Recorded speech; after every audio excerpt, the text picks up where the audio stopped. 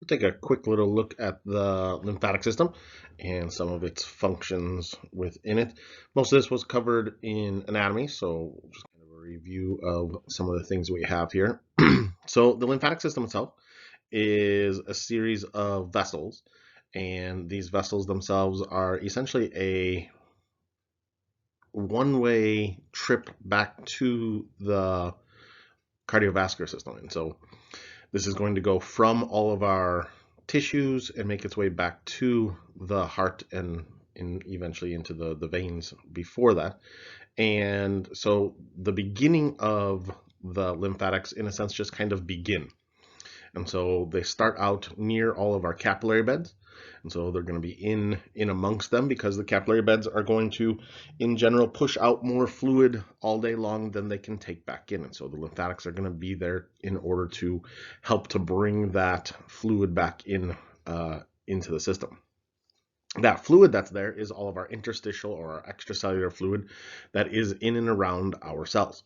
Once it gets back into the lymphatic vessels themselves, then we start to call it lymph. And so we have this kind of clear or milky type of a fluid that is making its way back towards the heart.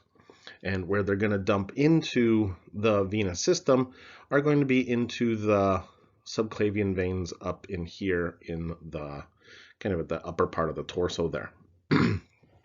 And so either our thoracic duct or the right lymphatic duct will get all of that fluid back in.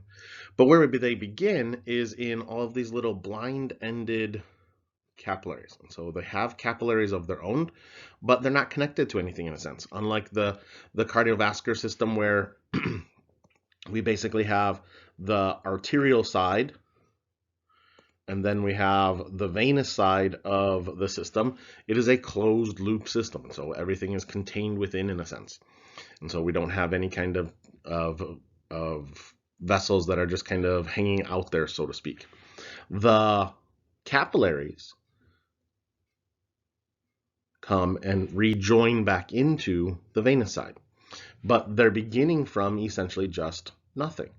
And so they're starting out from where we have no beginning to speak of. That beginning just is those blind-ended little vessels, our little capillaries here, that are going to allow us to get the fluid into it and then carry it back towards the venous side of the system itself. And so they're kind of capped on the ends, but they have all kinds of little, what we call mini valves inside of them, remember? And those little mini valves are going to allow for the fluid to push back into the vessels, but the fluid, once it's inside there, not to come back out. And so we have these little mini valves that are inside here. Those little mini valves, as the fluid kind of builds up a little bit of pressure inside the interstitial spaces here, that fluid is then going to get pushed into the capillary there. And so as it moves into the capillary there, it then gets stuck because those little mini valves, as pressure then pushes back into them, that are going to close as we have this nice little overlap here, and they're not going to allow that fluid to come back out of the lymphatic capillary that's there. And so that allows them to kind of stay there. They're going to be held into place by little filaments here. So they got kind of like little anchors that are going to hold all of those capillaries into place along them. And that's going to allow them to keep their position in and around the capillary beds themselves. Any kind of pressure that's building up from the tissues themselves is also going to help to force that fluid into the capillary vessels that are there. So outside of the vessel itself, we've got, in a sense, kind of a little bit of pressure buildup. And so that little bit of extra interstitial fluid buildup pressure that is there is going to allow for this edge of our little mini valve here to start to open up, and that's then going to pull it into the inside of the capillary. So our fluid's going to go in. And so as we push in, that little part will open up, and then our fluid will be able to come back in.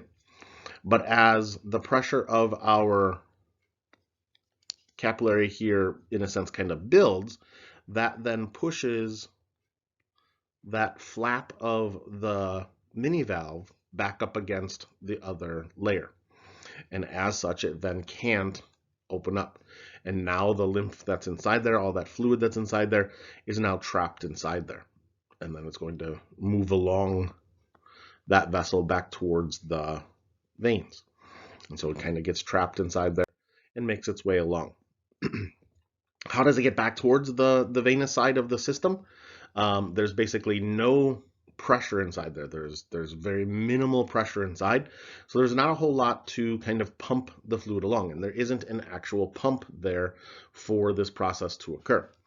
So we're going to have to rely upon a lot of the things that our venous system does in order to get that lymphatic to flow. And so we have things like smooth muscle in the walls. And so those are under myogenic control, so they can work on their own. They're going to have nice little rhythmic contractions to move that fluid towards the thoracic cavity itself. We prevent backflow through all of the little valves that are inside it. So in addition to the mini valves at the capillary bed, we've got valves that are along the lymphatic vessels similar to those of the veins, and that's going to keep that fluid that is running along inside our lymph. We have little valves that are inside there. So as our fluid moves through that valve, it then has nowhere to go. It can't get back in and move back in the other direction. So it's going to keep on moving along within the system itself. Similar to that of the veins, we're going to rely upon things like skeletal muscle to actually help pump that fluid along. And so as muscles lie on either side of that capillary vessel, that's going to push inward on the vessel. It's going to squeeze our lymph on the inside, and that lymph is going to move along. And so just like it helps with the veins themselves. And so we've got a muscular pump here, just like we had for the venous system as well. One of the other things that helps with the process as well is even like gravity. And so gravity is going to help in moving that fluid also. And so you can see this just in terms of the body. We have roughly 20 liters or so of fluid that moves out of the capillaries throughout the entire day, but we only get back about 17 liters. And so as we move through those capillary beds, a little blue here, that fluid that's moving out there, most of it gets returned right back into the system itself once it's there, but the vessels themselves don't have the ability to come right back through. And so same thing here, we have less movement compared to the outgoing movement is a lot greater. And so between even the lungs and the rest of the tissues, we have a lack of reabsorption, so to speak. So that means that we leave roughly some 3 liters or so out into the interstitial fluid, which means that we've got to get that back through the lymph throughout the course of the day itself. And so 3 liters of lymph are going to be collected. Sometimes that fluid can't get back as quickly as possible, or sometimes throughout the course of the day, we may be, say, only getting back 16 liters throughout the day, or maybe we have something that's going on that causes our output to be somewhere elevated, 21 liters a day. And so that means that some of that fluid is going to start to accumulate. And if that accumulation occurs, it's going to occur in dependent areas of the body. And so things like our feet, our ankles, they swell throughout the day. And so they're going to have increased volume there at the end of the day compared to when we woke up. And so this then gets picked up all throughout the night as we lay down. And so as we go from, in a sense, kind of being upright throughout the day, get my little stick figure here, walking around. And then once we now have our body laying down at night, he's got some really big feet there, that fluid is able to have less pressure that it's working upon. So if we're trying to fight against gravity, it takes more work to get that fluid to come up, and so our feet are going to start to swell throughout the day. So they're going to increase in their size. But as we then lay down, they have that ability to drain out, and we can get all of that fluid back. If again that system is not working completely efficiently, by the time that we wake up in the morning, our feet may still be, and ankles may still be somewhat swollen, and that fluid buildup can then lead to things like lymphedema. So all of this fluid that's there isn't just the water coming back, and so it's not just the excess fluid that's there. It's going to have some other things in it as well. And so we're going to have things like plasma proteins. Some of those may have leaked out from the capillaries into the interstitial fluid. In the digestive tract, lymphatic vessels are going to actually help us to absorb fats. So we're going to have some of that in there, especially moving up through the thoracic duct and back into the veins from there. If you remember from the anatomy of the digestive tract, that we utilize special vessels in the digestive tract called lacteals to help to reabsorb or to absorb the fats in our diet, at least the large majority of them there. Other things may be there. We can have things like bacteria. So if we've got some sort of infection going on, we've had damage to the skin, things like that, we're going to see that bacteria potentially there. We're going to see white blood cells. We're going to see things like macrophages. We're going to see things like potentially back to proteins. We could see other proteins from things like damaged tissues as well. You sprain an ankle, something like that. We're going to have all this excess fluid that's there. It's essentially all the things that can potentially be in and around our cells. And so in all the areas of this extracellular space, we have this extracellular fluid, this interstitial fluid, that ends up getting reabsorbed and into the lymph itself. As it comes back, and as we're bringing this lymph back towards the venous system, here we can see our thoracic duct there. And so that thoracic duct is going to come in here into the subclavian vein,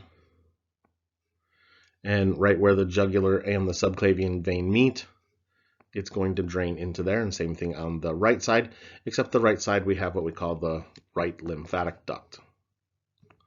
So that right lymphatic duct goes in right there. Before we get back to the venous system though, especially when we're coming from, say, the limbs, we need to essentially inspect what's inside that fluid. If there is potentially bacteria, if there is a virus, if there is some sort of infection going on, we want to make sure that we destroy it in a lymph node first.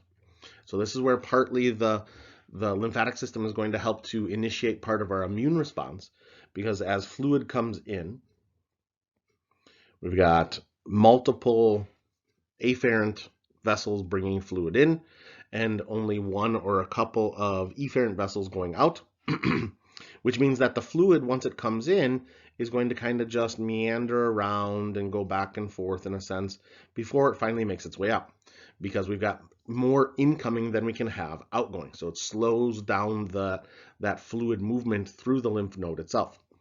Once it passes through the first lymph node, it's going to typically find another lymph node, and then another, and another, and another, before it ever gets back into the venous system. We want to make sure that everything is cleaned. So when it comes to coming back to kind of like the core of the body, to the torso, we have collections of lymph nodes in those areas where we have lymph fluid moving back in towards the core of the body. And so we're going to have things like our axillary nodes. In the axilla, we have our cervical chains running along kind of either side of the sternocleidomastoid. That's there. We have inguinal nodes down along the inguinal canal. That's there. Since we have openings to the outside world in a few places as well, we have things like our tonsils. Those tonsils are going to kind of protect the back of the throat as things are coming in. We've got a large number of lymph vessels running along the lungs. And so we have lots of lymph vessels and nodes there as well. And then this is kind of an abbreviated version, but we also have them in and around the digestive tract. And so kind of all those different places where we have things going on within the system itself. Once all of that fluid and things get back into the veins, things like the spleen are going to further look for, it's a lymphoid type of a tissue. It's going to look for things like dead and dying red blood cells. Or if we happen to have infection or something going on inside the the blood, that's where the spleen is going to help to clean that out as well. So, excuse me, the lymphatic system itself is helping the cardiovascular system, and it's also helping with the immune system. So it has kind of two separate functions as far as kind of where things are going. And so as we move through the lymphatic system and start to make our way back towards the core of the body, those vessels that we started off with were microscopic capillaries to begin with, and they're going to make their way into progressively larger and larger and larger vessels until, at least coming from the legs, we end up here at the thoracic duct. Remember back to anatomy in terms of the lymphatics, that the lymphatic system is divided up into essentially two regions in terms of its drainage. We have the right lymphatic duct, and then we have the, I guess I'll do it in blue, we have the thoracic duct for drainage. The right lymphatic duct draining more of the body, the thoracic duct draining the majority of the body, draining essentially everything below the diaphragm, and so all of the abdomen, the legs, draining the right side of the chest, the left arm, left side of the chest and left arm, and then the left side of the face. The right lymphatic duct drains then the right arm, the right side of the chest above the diaphragm, and then, if she wasn't facing to the side, the right side of the face.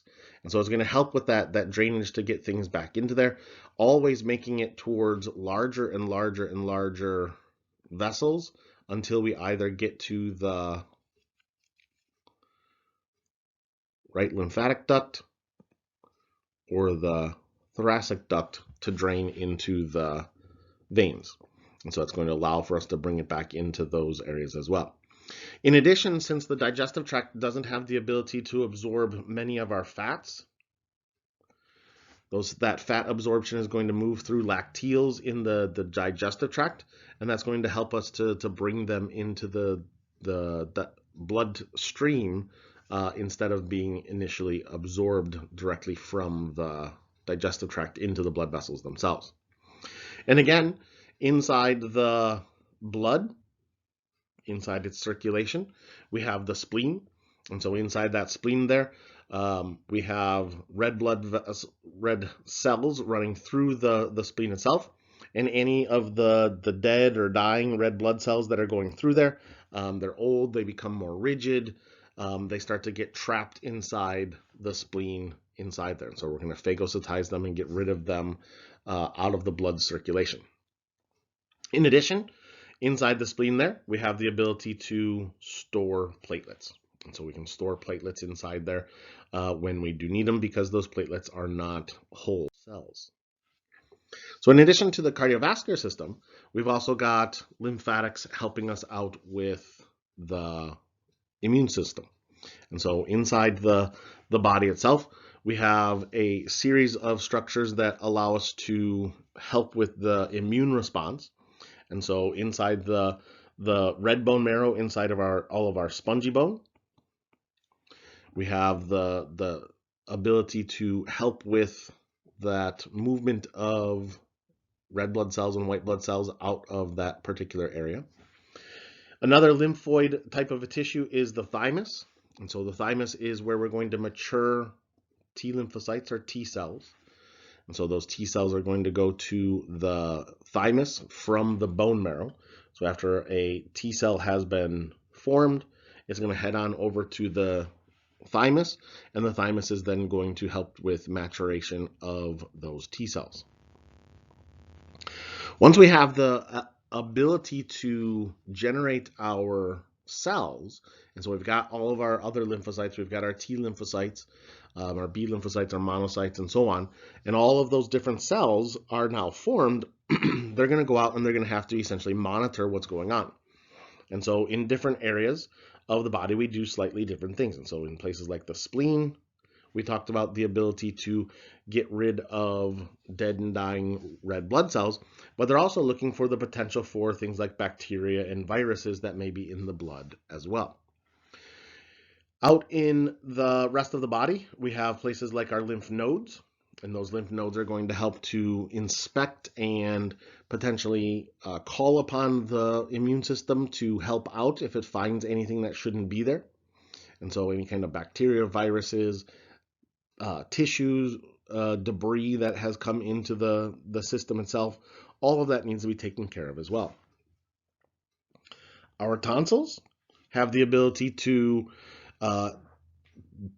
take care of bacteria, viruses, things that are in the oral cavity, in the upper part of the respiratory tract as they come down. And so they may be airborne, and they may have come in with our food, or they may have just come in with touching our fingers to our mouth or something like that, and they're not clean.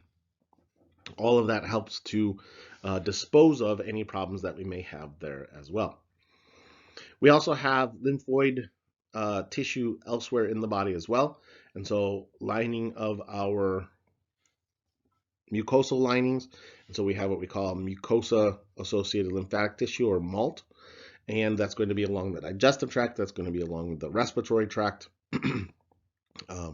in towards the liver. We have all these different types of lymphoid tissue that are going to help to destroy anything that is potentially going to harm us from the outside of the body, because they've gotten close and near towards the system. We'll take a brief look at the immune system in another video.